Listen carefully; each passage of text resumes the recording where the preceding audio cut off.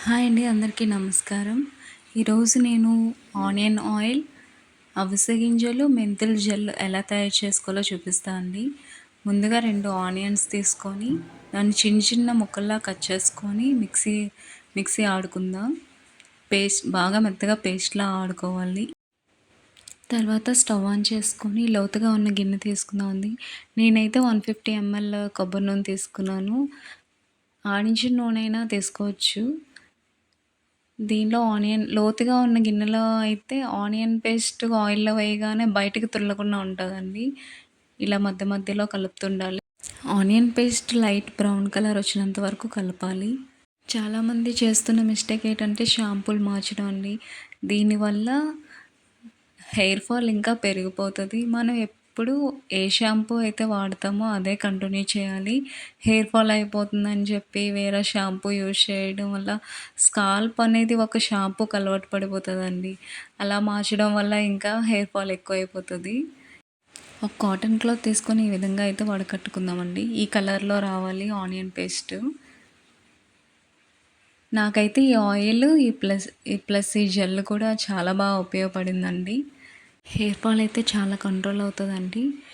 ఈ విధంగా వడకట్టుకొని ఈ వచ్చిన ఆయిల్‌లో విటమిన్ ఈ క్యాప్సూల్ కూడా యాడ్ చేసుకుందాం.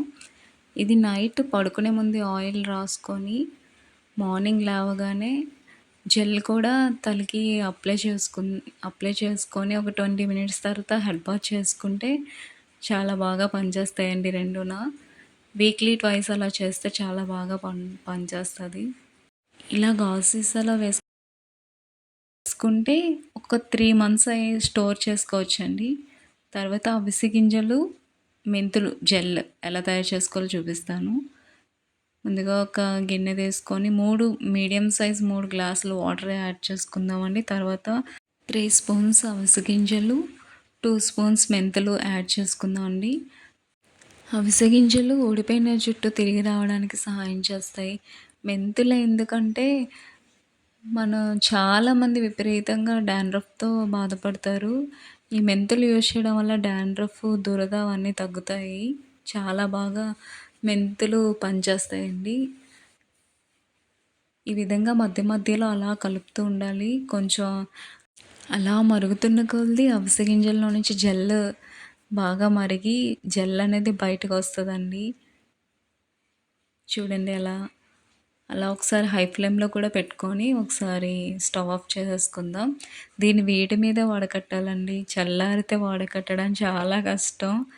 ఇలా అయినా చేసుకోవచ్చు. క్లాత్లో కూడా మనం వడకట్టుకోవచ్చు. చల్లారితే మాత్రం అస్సలు దిగదు.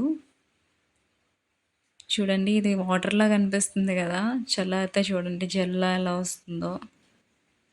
నాకైతే ఈ 2 చాలా బాగా ఉపయోగపడ్డాయండి. మీరు కూడా ఒకసారి ట్రై చేయండి.